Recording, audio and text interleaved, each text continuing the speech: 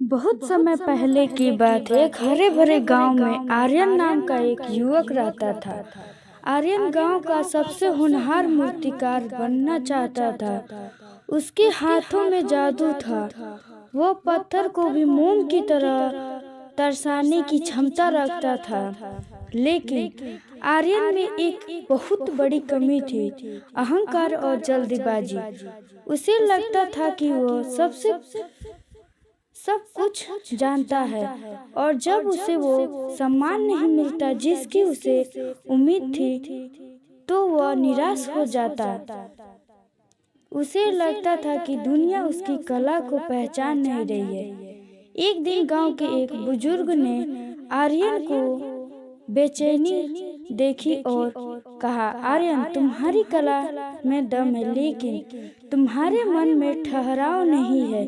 अगर तुम सच में महान बनना चाहते हो तो तुम उत्तर दिशा में स्थित नीलगिरी पर्वत के ऊपर रहने वाले मास्टर वेदांत से मिलना चाहिए। वे तुम्हें वो सिखाएंगे जो कोई औजार नहीं सिखा सकता। आर्यन ने सोचा, शायद वे मुझे कुछ गुप्त तकनीक सिखा देंगे जिससे मैं रातों रात मशहूर हो जाऊंगा। इसी उम्मीद में उसने अपना झोला उठाया और पहाड़ की चढ़ाई शुरू कर दी। रास्ता आसान नहीं था। खड़ी चट्टानें, घने जंगल और बर्फीली हवाएं। आर्यन थकता गिरता, लेकिन गुप्त तकनीक के लालच में वो चढ़ता जा रहा था। 2 दिन की कठिनाई चढ़ाई के बाद वह शिखर पर पहुंचा। वहां उसने देखा कि मास्टर वेदांत एक साधारण सी कुटिया के बाहर बैठे ध्यान कर रहे थे। चारों तरफ शांति थी, बस हवा की सरसराहट सुनाई दे रही थी। आर्यन ने उनके पास जाकर प्रणाम किया और कहा, गुरुजी, मैं दुनिया का सबसे महान मूर्तिकार बनना चाहता हूँ। मैंने सुना है आपके पास ऐसी विद्या है जो मुझे सर्वश्रेष्ठ बना सकती है।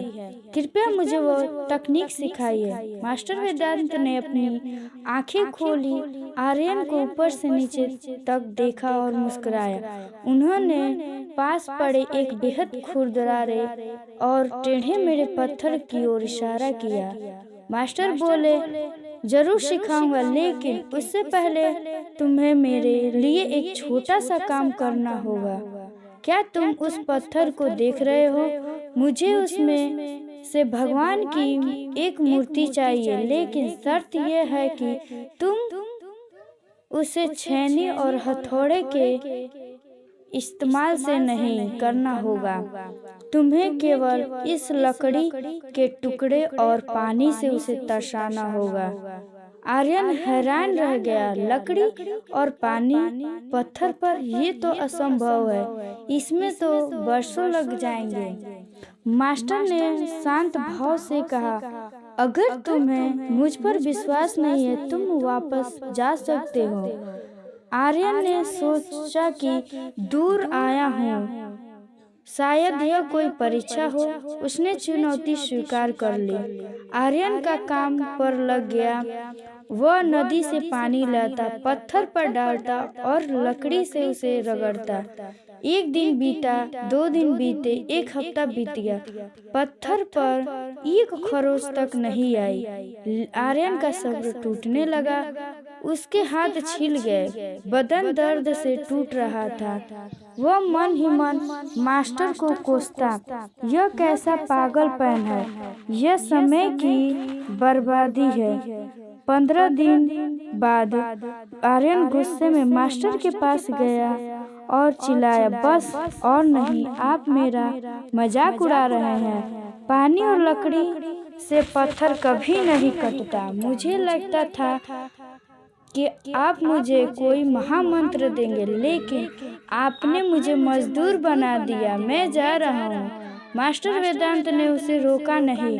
उन्होंने बस इतना कहा, जाने से पहले उस पत्थर को एक आखिरी बार ध्यान से देखो।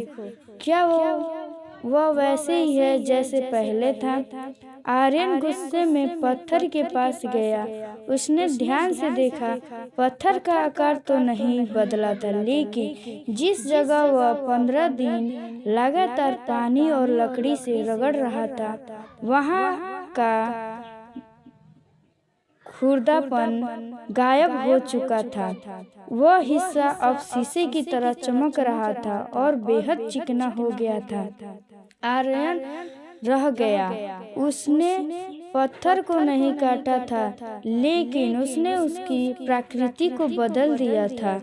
मास्टर वेदांत उसके पीछे आकर खड़े हो गए। उन्होंने आर्यन के कंधे पर हाथ रखा और कहा, पुत्र, तुम्हारी समस्या यह पत्थर नहीं था, तुम्हारी समस्या तुम्हारा अहंकार था, जो चाहता था कि पत्थर टूट जाए। जब तुम हथौड़े से पत्थर तोड़ते हो तो तुम पत्थर और अपनी मर्जी थोपते हो, लेकिन जब तुम पानी और लकड़ी से उसे रगड़ते हो तो तुम्हें धैर्य रखना पड़ता है। मास्टर ने आगे समझाया, तुम यहाँ महान बनने आए थे, लेकिन महानता पत्थर तोड़ने में नहीं, महानता इस बात में है कि जब परिणाम न दिख रहा हो तब भी तुम अपने काम में कितनी और प्रेम लगा सकते हो।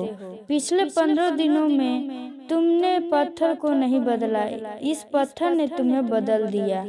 तुम्हारा गुस्सा, तुम्हारी जल्दबाजी, तुम्हारा अहंकार सब उस में घिस गया है। अब तुम देखो, तुम शांत हो, तुम्हारा ध्यान सिर्फ उस चमक पर है। आर्यन को अपनी गलती का एहसास हुआ। वह समझ गया कि वह बाहर की दुनिया को जीतने की कोशिश कर रहा था, जबकि असली लड़ाई उसके अपने मन के भीतर थी। वह अदृश्य पहाड़ उसने अपने डाउट और डिप्रेशन का पहाड़ था। आर्यन ने मास्टर के चरणों में सिर झुकाया। उसने उस दिन को कोई तकनीक नहीं सीखी, उसने तपस्या सीखी। जब वह गांव वापस लौटा तो उसका काम करने का तरीका बदल चुका था। वह पत्थर पर हथौड़ा मारने से पहले पत्थर को समझाता था। वह अब केवल मूर्ति नहीं बनाता था, वह पत्थर में छुपी जान को बाहर निकालता था। उसकी मूर्तियों में अब एक अजीब सी शांति और गहराई थी, जो पहले कभी नहीं थी। लोग पूछते थे, आर्यन, तुम इतना बदल कैसे गए? कौन सी तकनीक सीख कर आए हो? आर्यन मुस्कुराता और कहता, मैंने पत्थर को तोड़ना छोड़ दिया, मैंने उसे समझना शुरू कर दिया, मैंने जल्दी पहुंचना छोड़ दिया, मैंने रास्ते का आनंद लेना शुरू कर दिया है। दोस्तों, हमारी जिंदगी में उस पत्थर की तरह है और हमारी समस्या उस कहानी की तरह है। परिणाम तुरंत नहीं मिलता।